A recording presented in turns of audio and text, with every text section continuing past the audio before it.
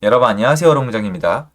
그러면 그렇지. 기사가 바로 나왔습니다. 제가 속보 기사에서 임대인의 보증금 반환 대출을 풀어주는 게 굉장히 부담스러울 거다. 그래서 금융당국으로 원희룡 장관님께서 공을 넘겼다. 금융당국이 검토해서 들어오면은 국토부에서 검토를 하겠다는 식으로 말씀을 했는데 금융당국은 과연 어떨까라는 생각을 했었는데요. 바로 기사가 나오더라고요. 요거 같이 한번 보고요. 어떤 세부 내용이 있는지 한번 보도록 하겠습니다.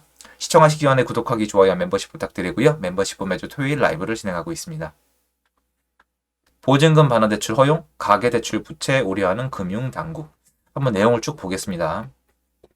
역전세 우려가 커지면서 임대인들이 대출 규제를 풀어달라고 요구하고 있지만 금융당국은 신중하다. 요거 좀 명확히 할게요. 이미 예전부터 요청을 했었고 안 된다고 단칼로 잘랐었고요. 제가 다시 한번 말씀드리지만 그럼 안 풀면 됩니다. 왜냐면 이것 때문에 나가 떨어질 임대인들은 상당 부분이 이미 나가 떨어졌거든요. 물론 저는 시장 정상화를 위해서 이렇게 해야 된다는 얘기를 많이 했지만 너무 오랜 기간 동안 전혀 제 얘기랑 아무 상관없이 시장이 돌아갔습니다. 제 얘기를 들어준 건 여러분밖에 없지만 여러분도 답답하셨을 거예요. 그럼 제 심정을 아실 건데요. 소용없어요. 이대로 가서 막다른 길까지 가보는 수밖에 없습니다. 이 대출을 묶은 것 자체가 문제예요, 사실은. 세입자 보호를 위해 전세금 반환이 원활히 이루어져야 한다는데 공감하지만 무분별한 대출 규제 완화가 자칫 가계부채 증가로 이어져 또 다른 문제로 떠오를 수 있기 때문이다. 맞는 말입니다. 정부 입장은 분명히 알죠. 선택을 해야 돼요. 가계부채 증가냐 아니면은 전세금 보증 반환 사고냐인데 여러분 요거 한번 생각해 보셨습니까? 얼마나 많은 사람이 사실 이용할까요? 얼마나 많은 사람이 지금 실제로 이런 상황에 놓여 있을까요? 이걸 한번 조사를 해봐야 되겠죠. 그래서 사실 제가 웃겼던 게 그거예요. 원희룡 장관님께서 발표할 때 기본적으로 어떤 데이터가 들어가야 되냐면은 이 보증금 반환 사고가 날 수 있는 어떤 그 금액 구조가 있지 않습니까? 지금 데이터가 나와 있거든요. 그러면 가계부채 문제랑 서로 얼마나 연동이 될 수 있는지 알아야 되잖아요. 근데 그거를 원래 금융당국이 해줘야 되는데 데이터가 없더라고요. 나중에 나올지 모르겠는데 이거는 앞으로 발표를 해야 돼요. 가계부채 문제에 얼마나 부담을 줄지, 그리고 지금 규모가 얼마나 될지, 이걸 통해서 순효과는 뭔지, 이걸 좀 알아야 될 것 같습니다. 17일 금융업권에 따르면 금융당국은 국토교통부와 함께 전세 퇴거자금 대출에 대한 총부채 원리금 상환 비율 DSR, 이거, 그리고 RTI 규제 완화를 검토하고 있다. 말 그대로 완전 이거 완화하는 겁니다. 이걸 하면. 최근 전세가가 떨어져 임차인에게 전세 보증금을 돌려주지 못하는 임대인들이 대출 규제를 완화해야 보증금을 제대로 반환할 수 있다고 주장해서이다. 주장이 아니고요. 여러분, 주장이 아니고요. 편드는 게 아니고요. 못해서 망했잖아요. 1년 내내 망했어요. 아니 여러분, 그러면 시장에서 그 말 같지도 않은 초급매가 왜 나왔을 거라고 생각해요? 여러분, 자기 돈을 몇 억을 포기하는 사람은 많지 않아요. 망한 거예요. 본인 책임 맞죠. 그런데 주장이 아니고요. 실제로 망하고 있습니다. 원희룡 국토부 장관도 전날 기자간담회에서 전셋값이 떨어져서 전세금을 돌려주지 못해 대출을 터주자는 금융당국과 공감대가 있다고 말했다. 제가 말씀드린 내용 그대로입니다. 제가 영상을 연달아 올리는 이유는 연속성을 만들기 위해서예요. 그럼에도 금융당국은 좀 이상하지 않아요? 공감대가 이미 있다면서요. 각종 부작용을 우려해 대출 규제 완화에 신중한 입장이다. 또 다른 얘기가 나왔습니다. 그냥 해줄 순 없죠. 이게 서로 완전히 협조가 되는 상황이 아니에요. 서로 챙길 걸 챙기는 그런 분위기입니다. 총 가계대출 규모가 1,800조 원에 달하는 가운데 이거 뭐 그쵸? 많죠. 최근 전 금융권의 연체율이 높아지는 등 건전성의 경고등이 켜졌기 때문이다. 이건 맞는 말이에요. 더불어 고금리 기조 속에 감소하던 가계대출 규모가 지난달 9개월 만에 반등하며 가계대출 위험은 더 커지고 있다.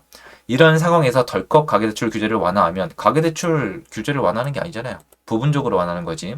가계부채의 질은 더욱 악화될 수밖에 없다. 다시 한번 말씀드려요. 그럼 안 풀면 됩니다. 다른 의도 없어요. 저는 이미 늦었다고 생각하는 사람이에요. 이대로 가서 막다른 길까지 가면은 이게 과연 사회적으로 어떤 효과가 있는지 알 수가 있습니다. 매매가랑 전세가랑 붙이는 구조를 만든 것 자체가 문제고요. 이걸 수년 동안 만들었어요. 이 문제를 지금 한순간에 해결할 수가 없어요. 왜? 이미 해결할 수 있는 기간이 1년 넘게 주어졌었지만 안 했습니다.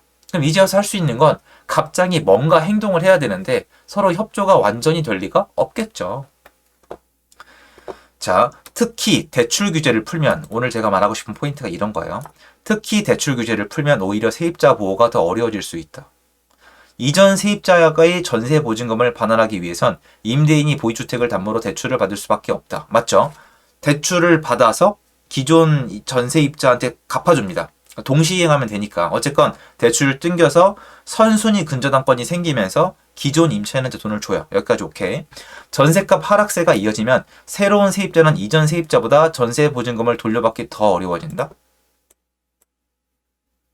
아니죠. 이거 뭐 알고 얘기해야 되는 거 아니에요? 자, 보세요, 여러분. 제가 집이 있는데 집이 5억이에요. 근데 전세가 3억이에요. 근데 3억을 못 돌려줘요. 그래서 3억을 대출을 받았어요. 그러면 대출을 받아서 기존 세입자 내보냈죠. 그럼 선순위 근저당이 있잖아요. 이 집에 전세입자가 들어와요, 안 들어와요? 여러분 해보신 분들은 아시죠? 3억 근저당 걸려있는 집 3억 6천 걸 거 아니에요? 전세입자 절대 못 구해요. 월세입자 구하겠죠. 그러면 그 다음 전세보증금을 돌려받기 더 어려워진다? 이거는 이게 문제예요. 정말 많은 분들이 시장 플레이를 해보지 않아요. 그냥 머리 안에 있는 거죠. 예, 이건 비난하는 거 맞아요. 그럼 새로운 전세입자를 받으려면 여러분 이 대출을 갚아야 돼요. 이 대출을 갚고 다음 세입자를 받았죠. 그럼 똑같아요. 그럼 다음 세입자가 들어왔는데 전세가가 더 떨어졌대요. 더 떨어져서 이분을 뭐 3억이나 2억 5천에 받았는데 그 다음 만기 때 전세가 2억이에요. 그래도 대출을 또 받아서 내보내야 되는 거예요. 임대인이 담보로 받은 대출이 전세보증금보다 우선순위 채권으로 설정되기 때문이다. 이거는 전혀 아니에요. 해보신 분들은 알 건데 이건 전혀 말도 안 되는 거예요. 이렇게 돌아가지 않는데 이런 식으로 생각하면은 이거 별 효과가 없지죠. 효과 없지 않아요. 이건 어떻게 되는 거냐면요. 임대인 입장에서 세입자랑 싸우냐 은행이랑 싸우냐의 문제예요. 그런데 집주인들은요. 은행을 너무 무서워합니다. 신용도랑 연동되기 때문에. 이해되세요? 집주인과의 싸움을 은행이 맡아줄지 세입자가 맡아줄지예요. 그런데 세입자 보호하겠다면서요. 그러면 대출을 규제를 완화하면 돼요. 그러면 집주인이랑 은행이랑 싸우는 겁니다. 근데 이거는 아무런 근거도 없습니다. 금융업권에선 대출 규제를 풀더라도 최소한으로 까다로운 조건을 달아야 한다는 목소리가 나온다. 예, 이렇게 하면 효과 없을 겁니다. 이렇게 하면 되겠죠. 그러니까 솔직히 말씀드릴까요? 아직 정신 못 차리는 겁니다. 우선 기존 세입자가 받아야 할 전세보증금과 줄어든 전세가만큼만 대출을 허용해야 한다는 주장이 있다. 이렇게도 뭐 방법이 있겠죠. 역전세 문제를 해소하면서 세입자까지 보호할 수 있어서다. 그럼 이렇게 하겠죠. 뭐 줄어든 만큼만. 그럼 다음 세입자를 구해야 된다는 거죠. 그러니까 전세로 들어가면 안 된다. 전세 수요를 계속 죽여놓으면서 다음 세입자가 구해진다는 전제 조건을 가지고 대출을 해주겠다는 거잖아요. 별 효과 없습니다. 가계부채 증가도 최소화할 수 있다. 맞는 말이죠. 대출 규제 완화 대상을 은퇴 후 생활비 마련을 위해 소수주택을 보유한 이들로 한정해야 한다는 의견도 있다. 이게 원희룡 장관님이 말씀하신 공감대인가요? 여러분 보세요. 공감대. 금융당국과 공감대가 있다면서요. 이게 공감대예요. 이게 그렇게 잘 되지 않는다니까요. 너무 늦었어요. 역전세 해소를 위해 특례보금자리론을 보다 활성화할 필요도 제기된다. 특례보금자리론은 DSR 등 각종 규제가 적용되지 않는다. 실제로 지난달 말 임차보증금 반환을 위해 쓰인 특례보금자리론이 1761건을 넘어섰다. 제가 오늘 얘기하고 싶은 얘기 두 번째가 이겁니다. 자, 보세요. 집을 사라고 대출을 풀어주는 건 되고 세입자 보호를 위해서 대출을 풀어주는 건 안 된다? 그러니까 프레임은 알겠어요. 무슨 철학인지는 알겠어요. 집 가진 놈 죽이잖아 알겠는데 집 살 사람은 왜 풀어주는 거예요? 혹시 부동산 경기를 부양해서 내수 경기 챙기고 세금을 챙기기 위해서인가요? 설마 그건 아니겠죠. 그럼 집이 없는 분들이 집을 살 때는 대출을 펑펑 풀어줘서 벌써 얼마를 썼습니까? 그러니까 특례 보금자리로는 되고 전세금 반환 대출이 안 되는 이유는 뭡니까? 참고로 이게 안 하면 됩니다. 김주현 금융위원장도 지난달 27일 서울 중구은행연합회에 열린 여기서 기자들과 만나 역전세로 전세금을 못 돌려받는 차주의 지원과 관련해 버팀목, 디딤돌 대출 등 좋은 조건의 제도가 이미 있다며 특례 보금자리론 등은 신규 주택 마련뿐 아니라 전세자금 반환 용도로 이용 가능하다고 말한 바 있다. 근데 문제가 뭔지 아세요? 이것도 실무. 지금 돈을 못 돌려주시는 분들은 대부분 다주택자예요.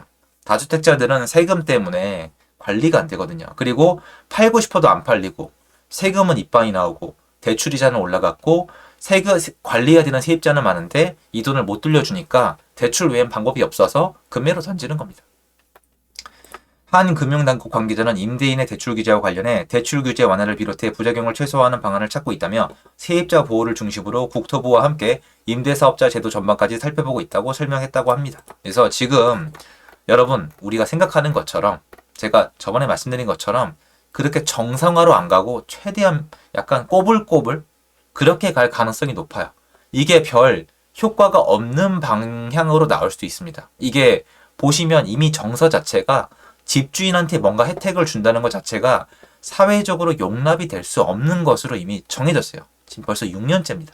사람들 인식이 그렇게 변했기 때문에 어떻게 나올지 몰라서 제가 봤을 때는 전세금 보증 반환 사고가 정말 크게 터져야지 그때야 움직임이 있지 않을까라는 생각이 들어요. 저는 이것저것 따지지 말고 풀어주란 뜻이 아니에요. 예전처럼 그냥 자유시장, 정상시장, 대출은 사실 은행이 좀 통제하는 게 맞지 않습니까? 그리고 너무 웃긴 게 은행들은 돈을 또 많이 벌었잖아요. 그럼 이게 맞나? 한쪽은 돈을 벌고 한쪽은 죽어나가고 집을 가진 집주인들은 죽어나가고 은행들은 천문학적인 수익을 올리고 그러니까 이게 좀 뭔가 이상하다는 겁니다. 아무튼 간에 이거는 조금 더 지켜보셔야 돼요. 그러니까 예전같이 이걸 풀어서 정상화 시킬 거다 이런 기대가 없습니다, 저는. 그래서 요거 전세 시장 전반을 손본다 그랬잖아요. 그리고 대출을 푼다 그랬잖아요. 그런데 전부 다 지켜봐야 되는 게 이게 실물을 중심으로 나오지 않을 거예요. 철저하게 정치적으로 나올 거기 때문에 지켜봐야 돼요. 왜? 정치적으로 나오면 그에 따른 순작용과 부작용이 반드시 있을 거기 때문이에요. 지금 왜 시장 중심적으로 못 가냐? 시장 중심적으로 나가면 첫 번째로 표가 안 되고 두 번째로 시장 중심적으로 가다가 가격이 올라가게 되면은 정치적으로 너무나 부담감이 크기 때문이라고 저는 생각을 합니다. 이 내용 한번 보셨고요. 앞으로 내오는 것마다 같이 한번 지켜보시면 좋을 것 같습니다. 제 영상 여기까지입니다. 감사합니다.